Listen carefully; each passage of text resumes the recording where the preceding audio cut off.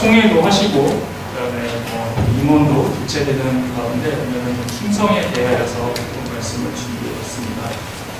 오늘 말씀을 배경으로 보면은 지역적인 어떤 환경적인 걸 상상해 보실 수 있습니다. 특히 덥고 건조한 중동의 날씨, 성경적으로 볼 수도 있고, 우리나라에서는 조금 지금 생각하기는 좀 싫지만 한여름에 더울 때 일하고 땀이 뻘뻘 났을 때 그 시원한 한 잔은 술이 아니에요. 시원한 얼음과 같은 이 냉수를 무엇에 비유했냐면 충성된 사람이 그런 마음을 줄 수 있다는 것을 오늘 본문에서 말하고 있습니다. 그래서 이 덥고 갈증이 있는 상황에서 이 얼음 냉수라는 것을 생각만 해도 시원하고 짜릿한 뭔가가 있는 그런 느낌을 줍니다. 그래서 우리가 이 시원한 얼음 냉수처럼 하나님의 마음을 시원하게 하는 게 무엇이 있을까? 그리고 이것을 오늘 말씀에서는 충성하는 것이 바로 그것이고, 그리고 우리의 인생이 그렇게 하나님 앞에 보여져야 된다고 말씀하고 있습니다. 여러분은 다 다양한 종류로 하나님을 섬기는 모습이 있는데, 과연 내가 지금 섬기는 모습이 하나님 앞에 기쁨이 될까, 즐거움이 될까, 감사함이 될까, 이런 것이겠지만, 오늘 말씀은 특별하게 오늘 말씀을 통해서 하나님의 마음을 시원하게 하는 모습으로 우리가 살아가야겠다라는 마음을 가지고 이렇게 또 준비했고, 또 성경의 9가지 열매 중에 충성에 대하여 나오는데 그것을 관련해서 좀 보려고 합니다. 충성은 원어로 피스티스라고 이야기합니다. 피스티스는 신실함이라고 그 뜻을 가지고 있습니다. 그래서 성령을 사모하고 성령 충만한 사람은 한 사람도 예외 없이 그 삶 속에서 성실하게 살아가야 된다는 것이죠. 어느 조건, 어느 환경, 어느 상황이 있든지 간에 그 상황이 하나님이 내게 주어주신 상황이고 그 상황이 하나님이 내게 보여주신 자리라면 그곳에서 열심히 살아가고 최선을 다하고 충성하는 것 자체가 하나님의 기쁨이라는 것입니다. 그리고 하나님께서는 이런 상황을 보고도 기뻐하신다는 것이죠.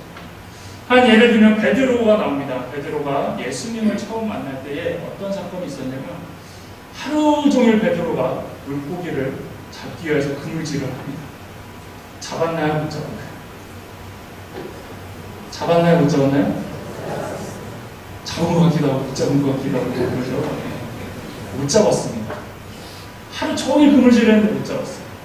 근데 이제 예수님 오셔서 뭐라고 합니까? 저기 깊은 데 가서 한번 던져봐. 그게 얘기했다라는 거죠.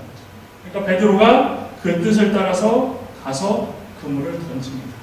잡았나요? 못 잡았나요? 잡았죠. 못 잡으면 되게 말이 안 되죠. 잡았다라는 겁니다. 이걸 통해서 무엇을 볼 수 있냐면 예수님께서는 베드로가 고기를 한 마리도 못 잡는 무능함에 초점을 둔 게 아니라 그런 상황에서도 밤새도록 잡고 있던 베드로의 그 모습을 봤다라는 거예요. 포기하지 않고 그리고 자기가 해야 될 것을 끝까지 하고 있었기 때문에 예수님께서 베드로에게 저기 깊은 데서 그물 던져봐. 고기 잡을 수 있어. 라고 했고 베드로는 진짜 그렇게 하자 많은 고기들을 잡을 수 있었다는 거죠. 이걸 통해서 예수님이 보시는 부분이 이것이라는 것입니다. 만약에 예수님이 오시기 전에 베드로가 이미 많은 고기를 잡고 있었다면 베드로는 능력자입니다. 최고의 어부인 거죠. 그래서 예수님께서는 야, 너 고기 되게 잘 낚는다. 너 고기만 낚지 말고 사람도 좀 낚아보자. 이렇게 얘기 안 했을 거라는 겁니다. 하지만 예수님께서 베드로를 제자로 부르신 것은 그의 신실함, 성실함, 그의 최선을 다하는 것을 봤다라는 것이죠. 그래서 예수님의 초점은 베드로의 능력과 그 결과에 있는 것이 아니라는 것입니다. 이것을 통해 우리가 볼 수 있는 게 뭐냐면 예수님이 또한 하나님께서 여러분에게 무엇을 원하냐는 것입니다. 여러분에게 어떠한 직분을 주시고 여러분에게 어떤 달란트를 주시고 여러분에게 어떤 사역을 주셨을 때에 하나님은 여러분에게 무엇을 가지고 평가하느냐는 것입니다. 그때 잘하냐? 왜 이렇게 했냐? 뭐 이거밖에 안 되냐? 이게 아니라는 것이죠. 어떤 상황에서든지 끝까지 그걸 하고 있었느냐? 어떤 상황에서든지 그거를 붙잡고 있느냐? 어떤 상황에서든지 그걸 가지고 최선을 다하고 있느냐? 이걸 보신다는 겁니다. 그리고 그걸 통해서 하나님은 여러분에게 이 일을 시키신다는 것이죠. 교회 봉사하시는 분들은 알겠지만 나는 되게 열심히 하는 것 같은데 어떤 얘기가 들려옵니까? 좋은 얘기 들려와요? 나쁜 얘기 들려와요? 공사 안 하세요? 대부분은 나쁜 얘기가 들려오고 있어요. 이상하게 좋은 얘기는 잘 안 들려요. 하나님의 주신 은혜에 감사하면서 나 최선을 다하고 있고 나는 충성을 다하고 나는 내 나름대로 노력을 하는데 항상 도움을 주지 못하고 좌우로 치우치게 하는 모습들이 나타난다는 것이죠. 심지어 사역들도 평가를 받기도 한다는 것입니다. 근데 그 평가의 대상들은 누굽니까? 같이 일하는 사람이던가요? 같이 봉사하는 사람이던가요? 아니라는 거죠.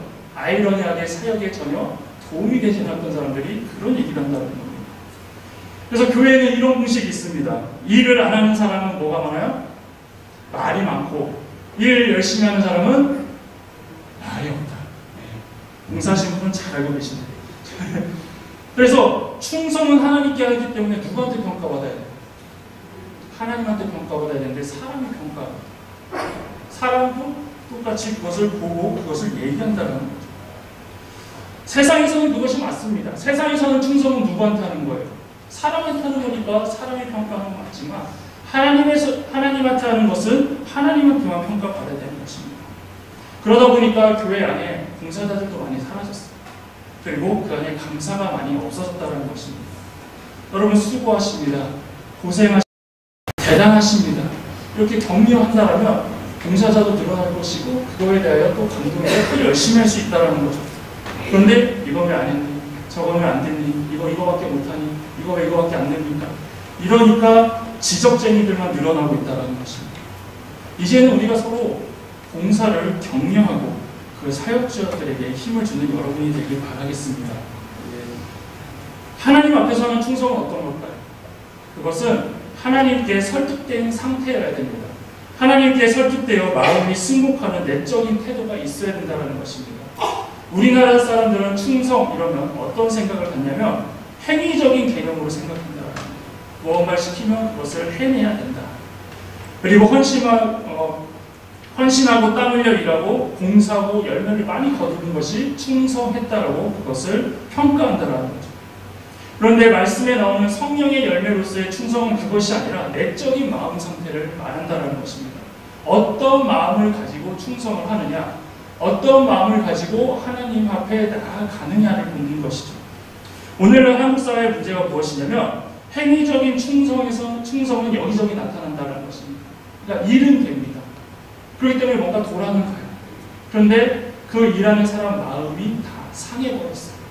왜냐하면 내가 어쩔 수 없이 이걸 한다. 이런 마음들을 가지고 하기 때문입니다. 그래서 어떻습니까? 내면에 승복하는 것이 아니라 가끔 배신하고 싶은 것도 있고 떠나고 싶은 것도 많고 대부분 이 뒤로 온 거 내가 안 하고 말지 이런 마음들을 갖고 충성을 하기 때문에 이것이 항상 문제로 부딪힌다는 것이죠. 왜냐하면 그 사람을 내면적으로 설득시키지 못했기 때문입니다. 왜 그것을 해야 하는지, 왜 그것을 해냈어야 되는지를 정확히 알려준다면 그 사람도 그것을 당연하게 여겨서 할 수 있다는 것입니다. 그래서 겉으로는 충성하는 것처럼 행동을 취하지만 그 안에는 항상 불평이 있다는 것이죠. 교회에서도 마찬가지입니다. 특히나 어떤 직분이나 어떤 위치들을 이런 것들 더 부추긴다는 거죠. 직분은 더 섬기고 봉사하고 겸손하라고 세워졌는데 직분과 충성이 반비례하다 보니까 항상 이런저런 이야기들이 나온다는 것입니다. 이찬수 목사님은 이 충성에 대하여서 이렇게 말했습니다. 사역자의 관계에서 충성을 유지하기 위해 이렇게 기도하신다고 하는데 하나님, 우리의 관계가 진정으로 하나님이 기뻐하시는 관계가 되게 하여 주옵소서라는 기도를 통하여서 계속 이 교역자들과 교인들과의 관계가 잘 이루어지도록 기도한다는 것이죠. 그리고 또 이런 이야기를 하셨습니다. 담임 목회자는 성도들 앞에서나 교역자 앞에서 늘 동일한 모습을 보일 수 있도록 더 노력해야 된다. 성도들 앞에서는 천사같이 말하고 행동하다가 교역자들 앞에서는 갑자기 돌변하여 험한 말을 하고 함부로 대하며 교역자들이 그 담임 목사를 보면서 저 목사는 위선자야라고 생각하는 것입니다. 이런 상태에서는 좋은 관계가 이루어질 수 없습니다. 라고 얘기하고 있습니다. 그렇다고 우리 목사님이 그렇다라는 게 아니라 대부분 이제 교회들의 모습들이 그렇다는 거고 도리어 이건 또 목회자뿐만 아니라 또 교인들 안에서도 다양하게 나타난다는 것이죠. 즉 충성은 무엇이냐면 우리가 단순히 어떤 지위와 직분과 권위로서 충성에 봉사해 이렇게 하는 게 아니라 그 사람과 신뢰가 쌓였을 때에 그 충성이 이루어진다는 것입니다. 그리고 기능적으로 기계적으로 일 중심적으로 대하다 보면 결국은 충성을 하는 것이 아니라 배신을 키울 수밖에 없다는 것이죠. 하나님과의 관계도 마찬가지입니다. 여러분 교회 일을 할 때에 하나님 앞에 열심히 하고 싶은 마음이 언제 드냐면, 그리고 열심히 땀을 흘리고 봉사하는 수고가 언제 생기냐면 하나님의 마음을 받아들였을 때 그것이 가능하다는 것이죠. 하나님을 만나고 하나님이 알게 하신다면 그다음 하나님이 명령하시는 게 있습니다. 교회를 위하여 힘을 써라. 교회를 더욱더 사랑해라. 교회를 위하여 너가 헌신해라. 이런 마음을 주셨을 때 우리가 봉사할 수 있고 헌신할 수 있다는 것입니다. 찬양 가운데 이런 찬양이 있습니다. 하나님 한 번도 나를 실망시킨 적 없으시고 언제나 공평과 은혜로 나를 지키셨네. 오신실하신 주, 오신실하신 주. 이 찬양 아시죠? 이 찬양을 누가 작곡 작사했냐면 최용덕 씨가 했습니다. 이 최용덕 씨의 딸은 중병을 앓았습니다. 어릴 때부터. 그러나 그분은 그럼에도 불구하고 집회를 다니시고 또 다양한 앨범을 내시면서 찬양 활동을 하는 가운데 이 딸이 언제 죽었냐면 16살 정도에 하나님의 부르심을 받았다고 합니다. 그리고 그때 작사 작곡한 찬양이 바로 이 찬양입니다. 어떻게 이런 일이 가능할까요? 가장 사랑하는 딸, 원래 태어날 때부터 아팠기 때문에 많이 관심이 가고 사랑을 줬었던 딸이 실제로 내 눈앞에서 없어진다. 자녀가 자식이 부모보다 먼저 죽는 것만큼 큰 슬픔은 없지 않습니다. 그럼에도 불구하고 뭐라고 이야기합니까? 하나님 한 번도 나를 실망시킨 적 없으시고 언제나 공평과 은혜로 나를 도우시고 이런 고백이 나왔다는 거죠. 머리로는 왜 이런 일이 일어나는지 이해되지 않지만 영혼과 영혼을 이으시는 그 하나님께 마음을 승복하기로 결단했다면 이 모든 것도 하나님의 뜻입니다. 이 모든 것도 하나님의 계획인 줄 알고 나는 따르겠습니다. 이런 마음이 나오고 이런 고백이 나올 때에 우리가 하나님 앞에 봉사하고 충성할 수 있다는 것입니다. 그리고 이런 가운데서 어떤 마음을 주시냐? 하나님께서는 샬롬의 축복을 주신다는 것입니다. 하나님께서 계시지 않았다면 절망의 구렁텅이에 그 늪에서 빠질 수밖에 없는 비통한 일을 겪었지만 그 내면에 빼앗기지 않는 샬롬이 있어야 됩니다. 여러분 교회를 하다가 힘드실 때 있을 거예요. 교회를 하다가 싸울 때 있을 거예요. 또 봉사하다 보면 지칠 때 있을 거예요.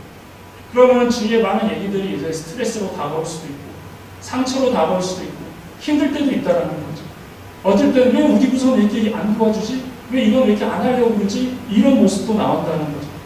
하지만 그 마음 가운데 무엇이 있어야 되냐면 하나님이 주신 평안을 우리가 붙잡고 살아야 된다는 것입니다. 그것이 바로 샬롬의 은혜라는 것입니다. 바로 이런 은혜가 여러분에도 있기를 바랍니다. 하나님 앞에 설득당하여 영적으로 온전히 충성하는 하나님 앞에 그 은혜가 우리에게 있고 그리하여 어떤 상황에도 흔들리지 않는 샬롬의 축복이 여러분에게 있기를 바랍니다. 다음으로 충성은 오랜 후에 결산이 이루어진다는 것입니다. 충성하면은 어떤 이야기가 떠오르냐면요. 마태복음 25장에 달란트 비유가 나옵니다. 거기 나오는 사람을 여자 어떤 사람이 타국이 갈 때에 그 종들 3명을 불러서 달란트를 나눠줍니다. 그 소유대로 5달란트, 2달란트, 1달란트. 그리고 이것을 여러분들은 다 결과를 알고 계시죠? 5달란트 받은 사람은 5달란트 남겼고 2달란트 받은 사람은 2달란트 남겼고 1달란트 받은 사람도 1달란트는 남겼어요. 그렇죠? 땅속에 묻어둬서 그렇지. 그런데 중요한 포인트가 뭐냐면 25장 19절에 이렇게 나옵니다. 오랜 후에 그 종들의 주인이 돌아와 그들과 결산할세 이렇게 나옵니다. 무슨 얘기냐? 그 충성에 대하여 시키고 나눠준 다음에 그거에 대한 평가를 언제 하냐면 오랜 후에라는 거예요. 이것이 바로 하나님 나라의 법칙이라는 것이죠. 그렇기 때문에 하나님의 나라는 순간적으로 번쩍하는 시기와 임기응변 시기의 충성은 통하지 않는 것입니다.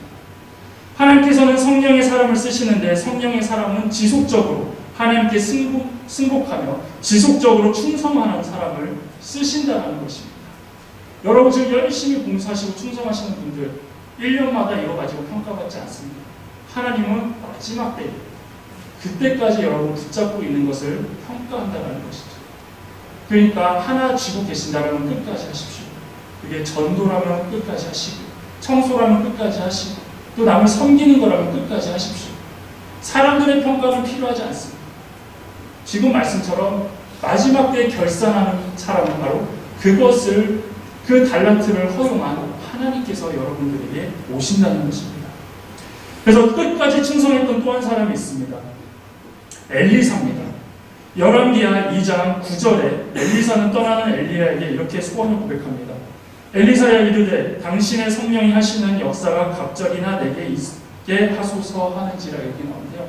이거는 저희 좀 같이 찾아보겠습니다. 열왕기하 2장이에요.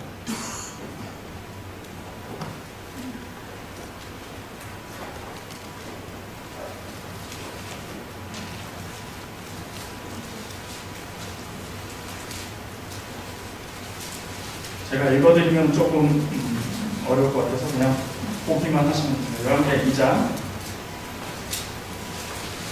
엘리야를 돌아다니는 엘리사가 이제 엘리야가 계속 얘기를 해요. 왜 계속 나를 쫓아다니냐라고 했을 때 엘리사가 괜찮다고 했는데 제가 그냥 보라는 데만 보시는데 열왕기하 2장 2절에 보면 엘리야가 엘리사에게 이르되 청하건대 너는 여기 머물라 여호와께서 나를 베델로 보내시느니라 라고 얘기합니다. 또한 4절에 엘리야가 그에게 이르되 엘리사야 청하건대 너는 여기 머물라 여호와께서 나를 여리고로 보내시느니라 라고 합니다. 또 6절에 엘리야가 또 엘리사에게 이르되 청하건대 너는 여기 머물라 여호와께서 나를 요단으로 보내시느니라 라고 얘기합니다. 뭔가 이제 조금 이걸 찾으셨나요? 똑같은 얘기죠. 엘리야도 여기 있어. 하나님이 장소만 바뀝니다. 나 베델로 보내셨어. 나 여리고로 보내셨어. 나 요단으로 보내셨어. 하지만 엘리사는 이제 그 뒤에 똑같이 대답합니다. 2절 뒷부분 한번 볼게요. 엘리사가 이르되 여호와께서 살아계신과 당신의 영혼이 살아있음을 두고 맹세하노니 내가 당신을 떠나지 아니하겠나이다 하는지라. 똑같이 얘기해요. 이게 무슨 이야기일까요? 세 번이나 이런 대화의 내용이 기록되었다는 것은 무언가 우리가 좀 발견해야 되는 것이 있다는 겁니다. 엘리야가 그만 따라오라고 반복적으로 얘기했지만 길갈에서 베델에서 여리고에서 요단으로 가는 그 가운데 충성된 엘리사는 끝까지 엘리야를 따라간다는 것입니다. 왜요? 신실했기 때문에, 신뢰가 있기 때문에, 따라갈 만한 그런 존재였기 때문에 갔다라는 것입니다. 그리고 결국은 어떠한 상급을 받습니까? 9절에 엘리야가 말하죠. 너 뭘 원하냐? 뭘 해주기 원하냐? 그러자 엘리사가 당신의 성령이 하시는 역사가 갑자기나 내게 있게 하소서 하는지라. 이것이 하나님의 법칙이라는 겁니다. 끝까지 놓지 않고 끝까지 신뢰하고 끝까지 따라간다면 하나님이 그때 채워주시고 원하는 걸 주신다는 것입니다. 그렇기 때문에 우리가 포기하지 말고 끝까지 하나님의 뜻에 순종해야 된다는 것이죠. 마지막으로 나의 충성보다 하나님의 신실하심이 먼저 있어야 합니다. 우리가 진정으로 하나님께 충성하기 위해서는 그의 앞에서 하나님의 신실하심을 경험해야 합니다. 봉사는 강요한다고 가능한 것이 아닙니다. 교회는 충성을 강요하기보다는 도리어 은혜를 공급해 줘야 되는 곳이어야 된다는 거죠. 특히 교회들은 청년들에게 봉사라는 명목으로 충성을 강요할 때가 많이 있습니다. 많은 장년들이 이렇게 얘기하죠. 내가 청년 때는, 내가 20대 때는, 내가 예전에는. 지금은 이거는 아주 위험한 발언이라는 것입니다. 시대가 변했고 예전과 같은 신앙생활을 할 수 있는 환경이 지금 안 된다는 것입니다. 그만큼 신앙이 안 컸네, 신앙이 안 자란다 그게 아니라 그만큼 봉사할 수 있는 환경과 그리고 지금 청년들이 살아가는 환경이 바뀌었다는 것입니다. 그런데 그런 환경을 전혀 고려하지 않은 채 나의 옛 모습, 나의 이전의 모습을 가지고 도리어 그것을 옥죄고 다그치면 어떻게 됩니까? 다 가나안 성도로 나가버린다는 것입니다. 사회에서는 이래서 망했습니다. 뭡니까? 재능기부. 재능기부라는 이름으로 노동력을 착취했고 그러므로 인하여서 잠깐 그것이 되는 것 같았지만 그 사람들이 다 없어져 버렸다는 것입니다.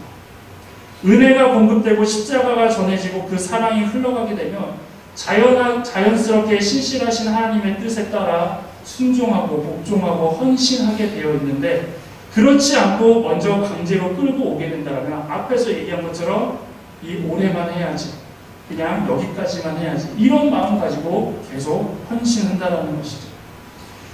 피스티스를 마음에 안고 하나님께 자발적으로 충성하는 종들로 만들어줘야 된다는 것입니다. 장년들은 청년들에게 은혜를 넘쳐 흘려 보내주셔야 합니다. 윗물이 맑아야 아랫물이 맑으며 명령에 따르는 것이 충성이 아니라 마음을 움직여 충성을 가능케 해줘야 된다는 것입니다. 강제로 억지로 여러분 봉사시킬 수 있습니다. 목회자도 가능하게 할 수 있어요. 너 올해만 좀 해라. 올해 사람 너무 없다. 좀 거기 가서 좀 도와드려라. 할 수 있어요. 몇 년 버틸 수 있을까요?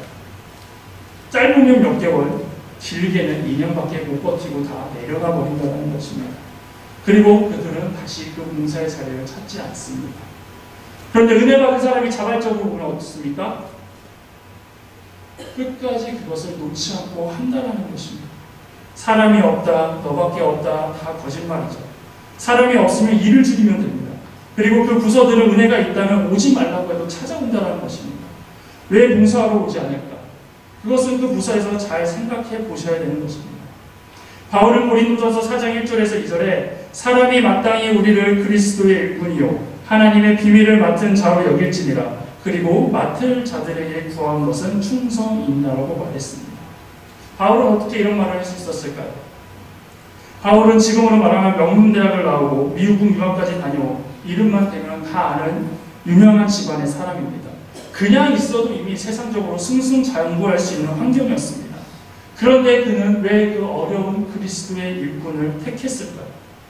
바로 그 바울의 마음을 지배하는 것이 있었다는 거죠. 먼저 은혜 주신 하나님, 주께서 지신 십자가에 대한 감사, 죄인된 우리에게 먼저 베푸신 하나님의 그 신실한 사랑이 있었기 때문에 자처해서 그 모든 거 다 필요 없고 오직 하나님을 위해 살겠다라고 그의 마음을 움직여 놨다는 것입니다. 여러분도 하나님의 은혜에 감동과 감동이 있다면 이제는 피스티스한 마음으로 하나님을 위해 일해야 합니다.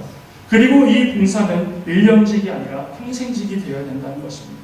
그리고 그 평가는 1년마다 몇 개월마다 하는 것이 아니라 오직 하나님께서 직접 하신다는 것입니다.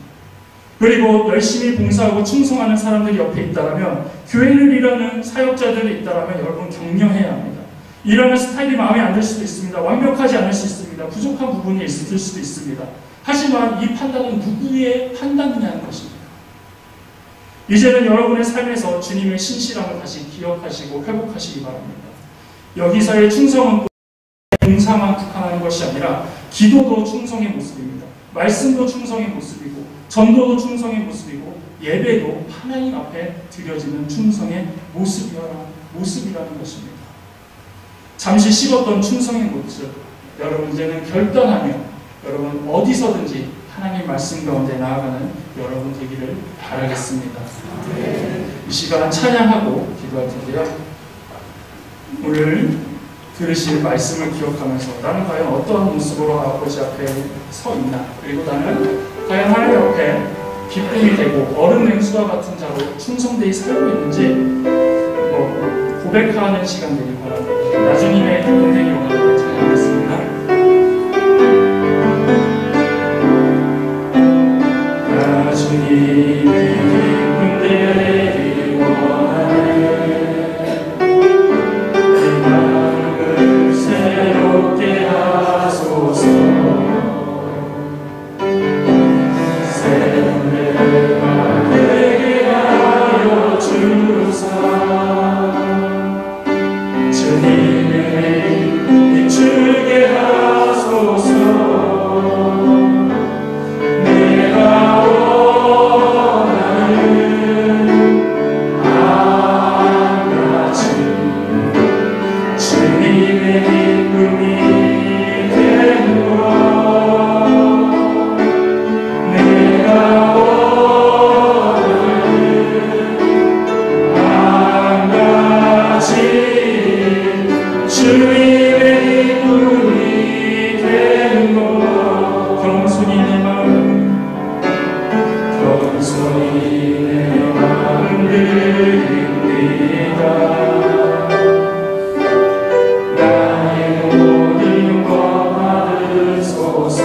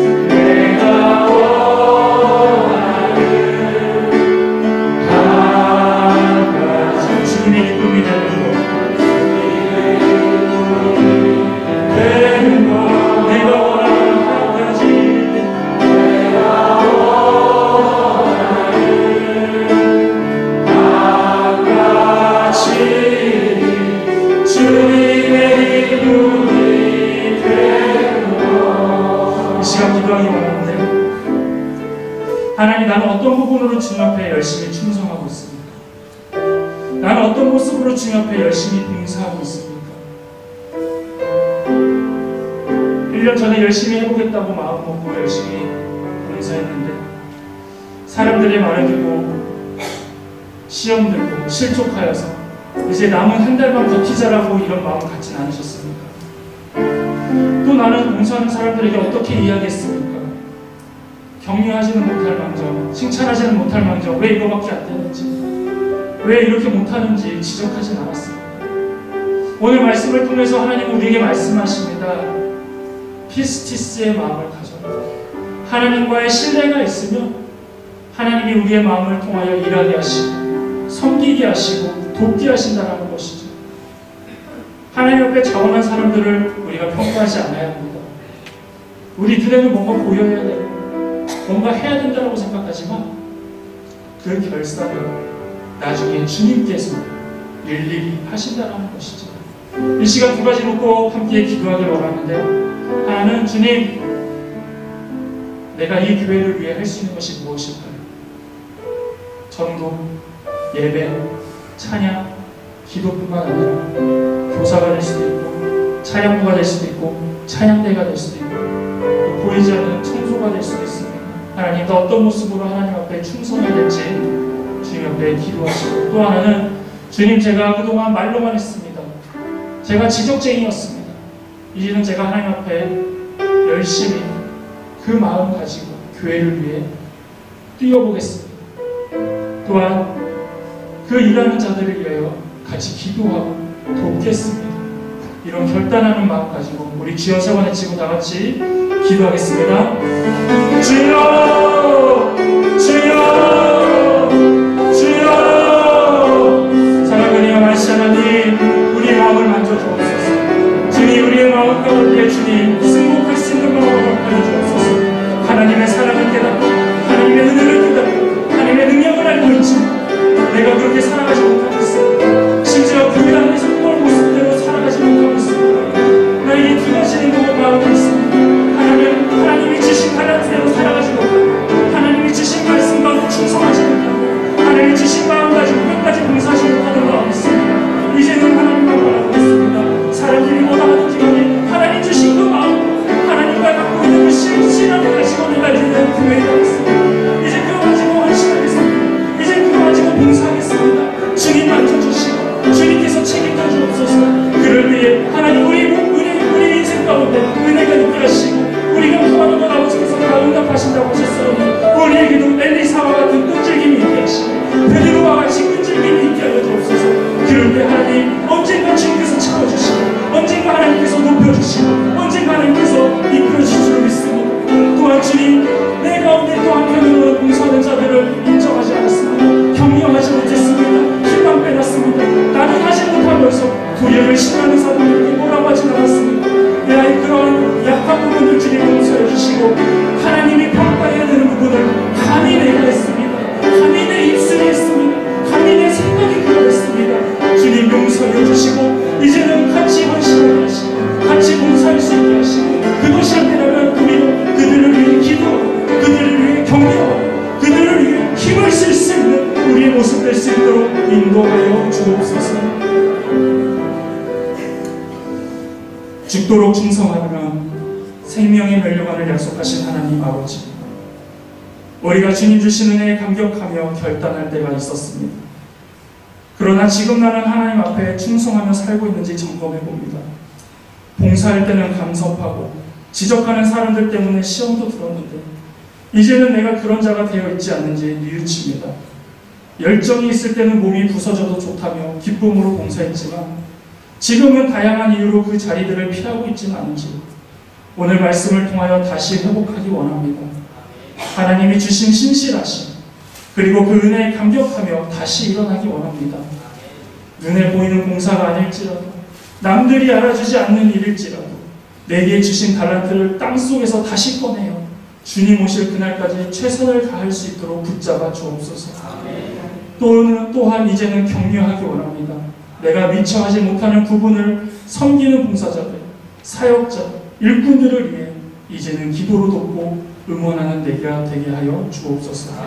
이 모든 말씀 예수님의 이름으로 기도드리며 여호와는 내게 복을 주시고 너를 지키시기를 원하며 여호와는 그의 얼굴을 내게 비추사 은혜 베푸시기를 원하며 여호와는 그 얼굴을 내게로 향하여 드사 평강 주시기를 원하노라.